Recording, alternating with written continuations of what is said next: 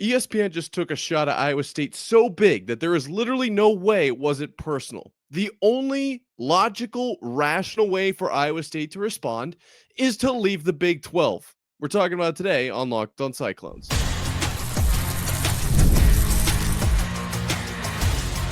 You are Locked on Cyclones, your daily podcast on the Iowa State Cyclones, part of the Locked on Podcast Network. Your team every day. Welcome into Locked on Cyclones, part of the Locked on Podcast Network, your team every day. Shout out to you for being here every single day, making this your first watch or listen of the day. I appreciate it more than you know, whether you're watching on YouTube or listening on your favorite podcasting platform. Be sure to hit subscribe so we can prove once and for all that it is, in fact, a Cyclone state. Today, we're talking about ESPN ranking the Big 12 and how many win-loss kind of situations are good, are bad. They gave actual numbers. Where Iowa State sits shocked me. All right. Then we're going to break down some comments by Ross Bjork, Ohio State's AD, OSU being Ohio State there. Big comments. Can't wait to talk about that, of course. Then we're going to talk a little bit about the kind of ramifications of the House settlement that went down last week and what it could mean for roster parity moving forward. I can't wait to dive in to all of that and more. But of course, today's episode is brought to you by Game Time. Download the Game Time app, create an account, and use code LOCKEDONCollege for $20 off your first purchase. Okay, so this I will say really quickly, I don't think Iowa State should leave the Big 12, but the way that ESPN did Iowa State dirty here, I wouldn't even be upset if that was the response. I couldn't believe it. And I believe it was last week, maybe it was 2 weeks ago, that we talked on Farmageddon Friday with Christian about Iowa State being ranked so low in the FPI. And that's what this is based on. So you kind of you got to follow the trail a little bit there, right? Like one thing will lead to another. Iowa State being ranked extremely low in the FPI means that they'll probably have a low win total for the year based on that same model. It's just a different way of phrasing it, if that makes sense. So nonetheless, I still can't believe where they have Iowa State in these rankings to go from top to bottom. I'll give some numbers in a second, but the team order goes Kansas State 1, Arizona State 2, BYU at 3, Texas Tech at 4, Kansas at 5, Baylor at 6, TCU at 7. Yes, we are still going. UCF at 8, and then Iowa State at 9. Obviously, the teams that follow them up: Colorado, Utah, Cincinnati, Oklahoma State, West Virginia, Arizona, Houston. Okay.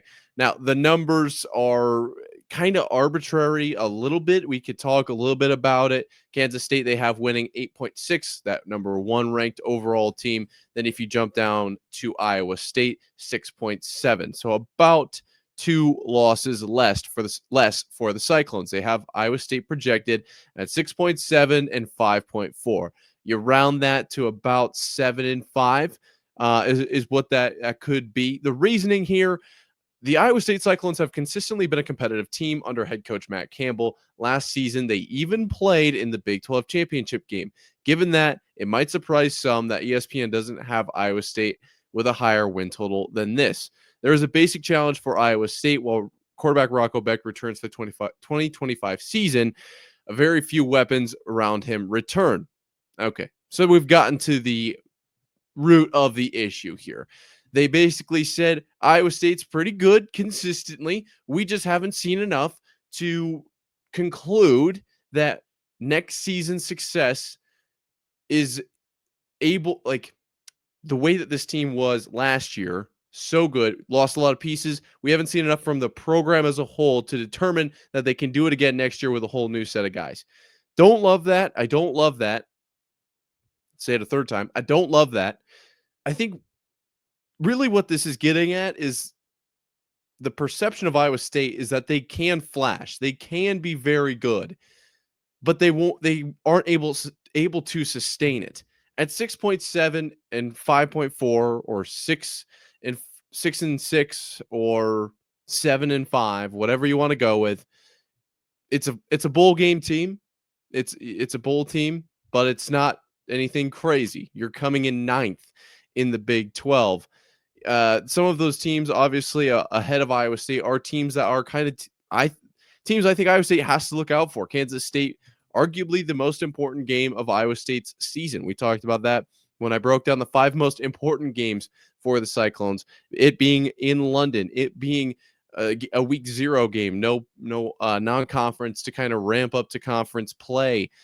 Kansas State being potentially one of the better teams in the conference. It's an unbelievably large game for Iowa State. So Kansas State coming in at 1, I'm not too shocked by that. They could be very, very good this season. Obviously, that's kind of the reason we're doing the Farmageddon Fridays, is to get a good idea of what this Kansas State Wildcats team looks like. Because our friends over at FanDuel, the other day at least, I haven't checked today. I don't check it every single day, but they were tied for favorites to win the Big 12. And I know it feels odd to some, but it really could happen. This Kansas State team really could put it together. And the way Christian's laying it out for us every Friday, I'm starting to kind of see why maybe ESPN has them ranked so high. Doesn't mean Iowa State should be that low. Just means I can kind of see why it's there. Then Arizona State at 8.3, just behind Kansas State. We saw how good Arizona State was last season. It's whatever. Okay. They're going to be probably pretty good this year. I'll be interested to see how Cam Scatterbo being gone at fix the team. But I mean, Sam Levitt is very good at quarterback.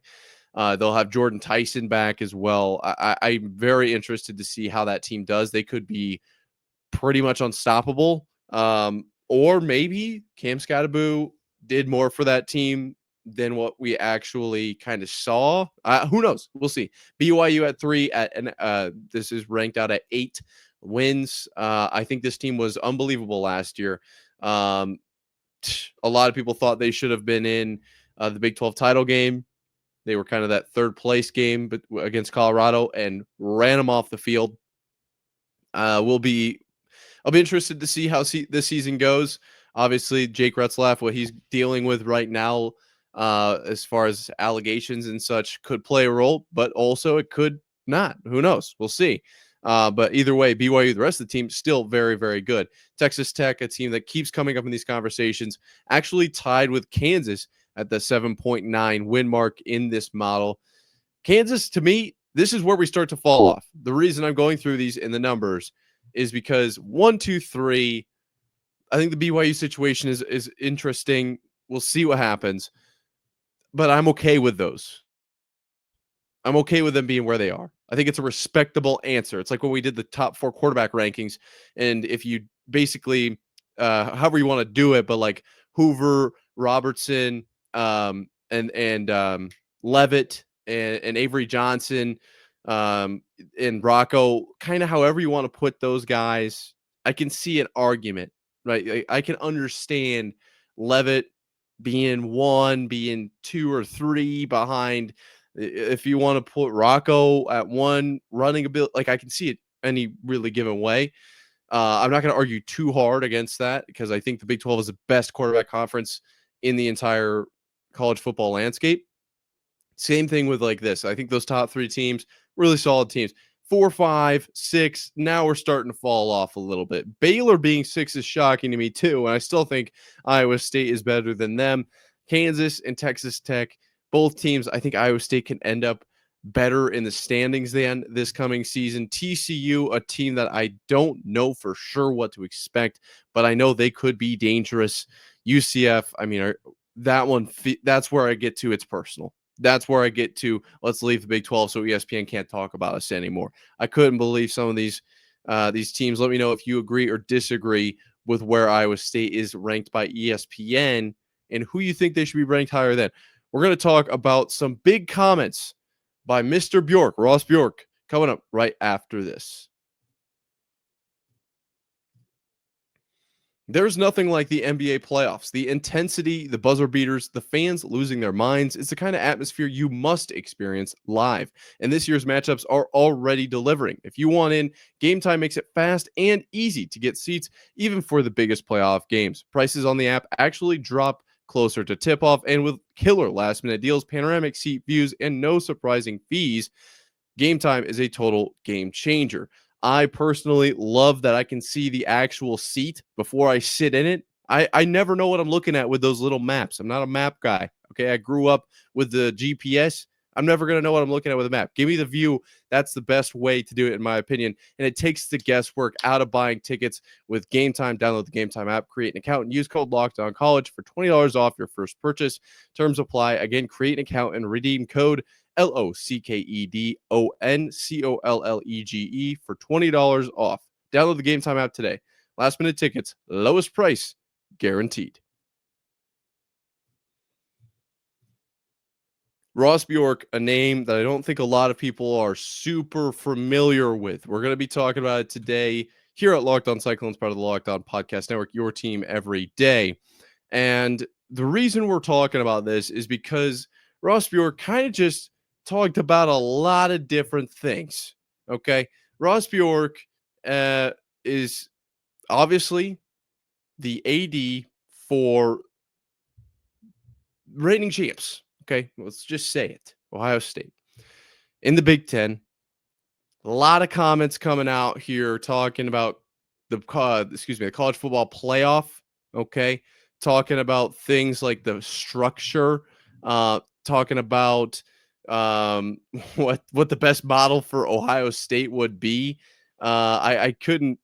Let's talk about it. Okay, so the first one here that I wanted to break down was talking about the play-in games. Okay, because that was a big piece of this whole thing that I wasn't sure on where to go. And after reading this quote, I kind of have flipped my perception a little bit. The quote being, can we create play-in games that equate to automatic qualifiers? I think that's a really good model, Bjork said. The other thing, too, is there's a lot of debate around the committee and what kind of metrics they have. If you have automatic qualifying spots with play-in games, then you have more content and eliminate a lot of the committee dynamics that may get in the way. Okay. When I hear that, when I read that, obviously the automatic qualifiers thing really linked to an SEC and Big Ten biased, SEC Big Ten heavy college football playoff, that 4-4-2-2-1 model that we've kind of talked about that feels unfair to the Big 12. However, when he mentions the committee, I will say I did kind of see a little bit of a shift in my brain chemistry. Okay. And we talked a lot about the 1-1-1-1-1 model, where every major conference gets an automatic qualifier, and then the non-power four kind of top team is an automatic qualifier. That model being best for college football, because now it's, you got to earn your way in. You got to earn it, and there's not automatic qualifiers, and it opens the field up a little bit more, as opposed to like we've pigeonholed ourselves into, we know how many SEC teams, we know how many Big Ten teams. If Notre Dame's in the top 16, this is what it's going to look like every single year. It just kind of takes the fun out of it, I think, is a lot of the idea behind the 1-1-1-1-1 model. And I don't think that those ideas are incorrect. I still think those are true statements. However, I also think that the point about the committee here is a valid one. It really is. How often are we complaining about committees? All the time, constantly. Last season with the first 12-team playoff, then when UNC was left out of March Madness, the year before, I believe it was the year before. It's late, but it was between Georgia and FSU that were out. And did Alabama deserve to be in? And Michigan and I believe it was Texas and Washington, I believe, was that playoff. And there's always going to be questions when you have a committee doing this. There's always, no matter what, in any situation ever, there was always going to be a team left out. And that team is always going to feel like they deserve to be in. Either they were left out by committee, or they didn't play well, they didn't show up. But on any other given day, if it wasn't raining, or if that penalty hadn't happened, we would have, like, there's always, that's what happens in sports. Okay. Think back to, 6th grade wiffle ball, when you were able to conjure up the entire grade and build this whole league with all these teams, or pick up basketball and there was that one team, you had 5 teams, you can only have 4 in the tournament, and it was really because you didn't want the other team in. Could have definitely given a team a bye, but you ended up going with just the 14 playoffs. One's going to get left out, and then it ends up being someone you didn't expect, and that team's like totally, we should have been in. We should have. Those kinds of thing happens. Those kinds of things happen all the time, from in the back alley playing pickup ball to college football to the NFL. Like, well, not so much the NFL. It's a little bit more regimented at that level. It does happen a little bit, but it's not quite the same. What I'm saying here is, when you get rid of a committee, I think you eliminate a large portion of that conversation. You get to that NFL level where it's okay, now it's coming down to flags. Now it's coming down to, well, if we didn't have to play 4 games in 11 days, or something outside of, like a scheduling entity or something along those lines. Now you're getting away from literally just well, their AD was in the room. Of course they got into the playoffs. Like that if I had to pick one, I would pick the model where we're complaining about flags, or we're complaining about a scheduling mishap in week 2 that resulted in a 4-game skid, and then they ended up not being the divisional champion and they weren't able to make the playoffs. Like that, to me, I would rather be talking about that than a potential conflict of interest, or why did they even pick this team? I thought we were going with the best 4. Is this the best 4, the most deserving 4, or what is actually the model? Like, I want to avoid that as much as I can. So if the best way to do that is automatic qualifiers, which does make sense, I'm okay with automatic qualifiers, literally just for that reason. Now, am I still okay with 4-4-2-2-1? No, I don't think so. I don't think I like that still. There's got to be a way to get in the middle here. But if we can avoid, a 5 guaranteed team playoff, with then you're looking at 14 or 16 teams probably. So let's say 11 teams being at-large bids. It's just kind of random chaos. Who do they decide are those best 16 teams? And how are they deciding that? Versus if you've got a 16-team playoff and you know that there's going to be 3 automatic qualifiers from each conference, and then there's this, I don't even know how you would figure out the rest of them. That's where it gets really tricky, is because do you have a committee at all? Can you eliminate the committee? How do you keep the non-power 4 involved? How do you keep it fair? There's a lot of questions here. But if you were to do, 3 automatic qualifiers across the top power 4, and then each conference just has somehow a tournament, something. I know that this is super far-fetched. I can already read the comments, but I'm just saying in concept, in theory, the idea that the conference is able to actually play out a situation and find out, instead of just on paper, instead of just, well, hypothetically, Alabama would have beaten Georgia. Like, no, we just saw TCU beat Kansas State. They're hottest right now, or whatever. You don't even have to make the argument because they won. They're going in. Less of an argument. I like it. I don't hate it. I really don't hate it. I think that kind of makes sense. I kind of think that makes sense. All right. We didn't get to all of Ross Bjork's comments here. We'll touch on a few of them when we come back here, but we've got to talk about, of course, the effects of House versus NCAA coming up right after this.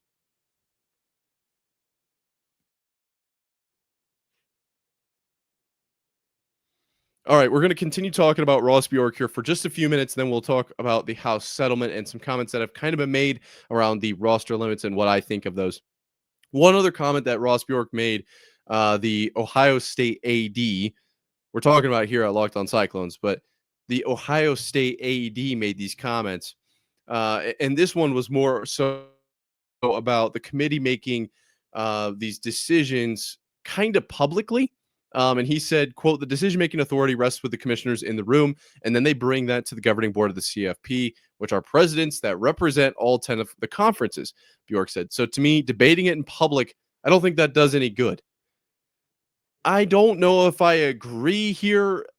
but I do see where he's coming from.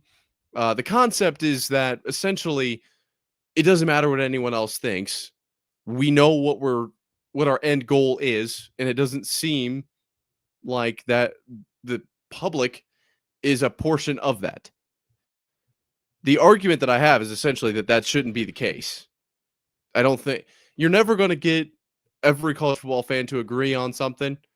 Maybe one time out of 10 years, you can find something that everyone agrees on. It's going to be very hard to do.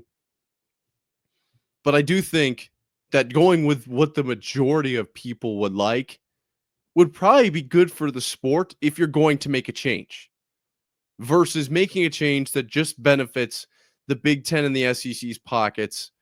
And it makes sense in the short term, and we'll kind of figure it out as we go. I don't necessarily know that college football needs, well, I almost said I don't know if college football needs any changes because I feel like I'm wearing my rose-colored glasses right now. Just thinking about, it's been so long. It's like, man, I just can't wait to watch the guys out there with their pads on, running around. Okay, I almost said that. I'm not going to say that because there are a lot of things around college football that need to be fixed, changed at least. But I don't know if doing it secretly is the way to do it. I think if you're going to change those things, you have to change them in a way where you can get as many ideas as possible.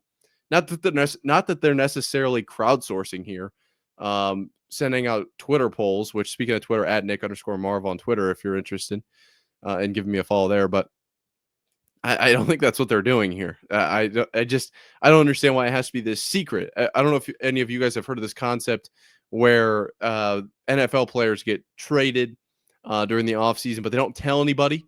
And then on opening day, well, it's not opening day, that's baseball, but first day of the season, first games, Tom Brady runs out in a Bucs jersey and nobody sees it coming. They're all like, wait, what? Is that Jameis Winston? What is happening? I'm so confused. Who's in Foxborough right now? What is going on? It would be chaos. That would be kind of neat. It would have its own kind of element to it. But it's like what they're getting. It's what Ross Bjork's kind of saying that they want here. Like, let's just literally basically unveil this with no idea. So often we see things that are released, that are leaked. And it's like, why is that released? You've always got to ask the question, what's the angle here? Who's releasing it? Why? What's their agenda? What's their perspective? What's their end goal? Right? Who are they working for? Who are they working against? All of these kinds of things worth mentioning or at least thinking about. And sometimes information is released solely to get information on the response. Sometimes it's like an idea that was floated out there. And then they're like, you know what? We should see how the public responds to this. This actually happens. I believe it.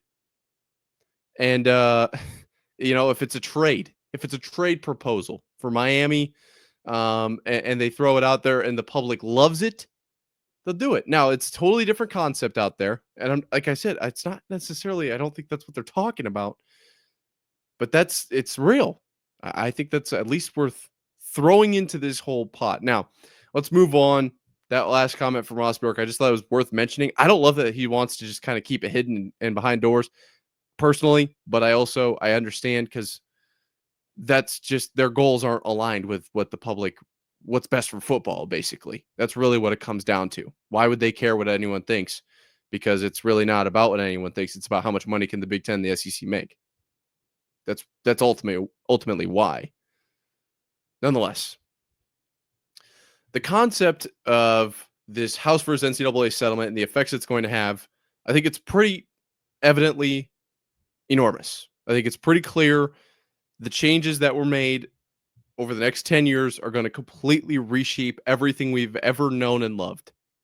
Pretty clearly. Greg McElroy, said that he doesn't think that roster limits will become more parity driven now with wow, I am totally sleeping. So Greg McElroy thinks that the rosters will not have more parity with this roster limit. And now I think as far as Iowa State goes, that's pretty obvious. I think now It's harder than ever to become an Iowa State Cyclone, technically, just because of the amount of guys on the roster. And they decided, you know what? Once you make the team, you know what? There's nowhere better than Iowa State. If I were to leave and come back, might not get the spot back. I think that's literally everyone's mentality. I've heard it. I've talked to everyone on the team, football, basketball, women's basketball, swimming, dive team, gymnastics. Talked to them all. They all said the same thing. Iowa State's greatest place in the entire world. If I were to ever leave, I'd be nervous I couldn't make it back because of the new roster limits. I think that's pretty clear at Iowa State, but across the league, across the entire college football landscape, I kind of think it's a little bit of the same thing.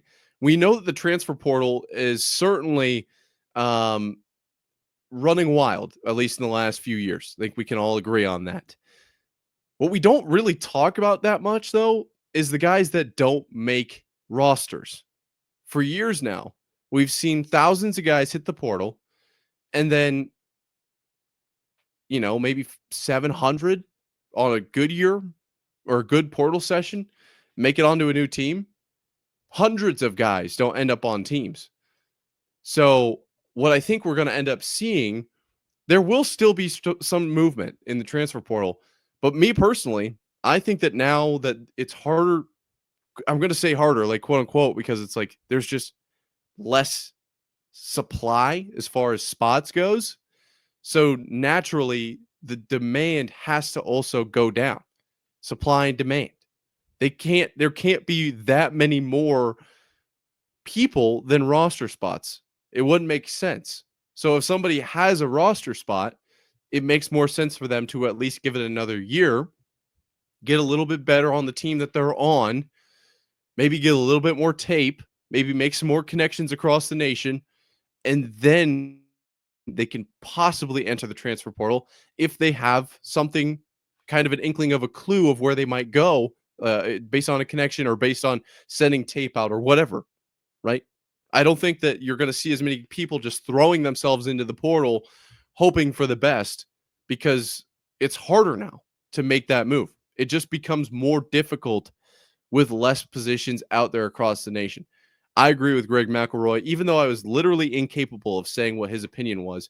Basically, I don't think there will be as much movement with this roster limit. I think it's going to be pretty. It's going to almost get a little bit more back to that staying at a university for 4 years. I don't know if it'll be that for sure, that extent, but I do think it'll be pretty close to that. All right, that's going to do it for today, folks. Thank you for sticking around to this point. Be sure to hit subscribe if you haven't. It's completely free. Help us prove it's a Cyclone state. Until next time, Cyclone fans, sayonara.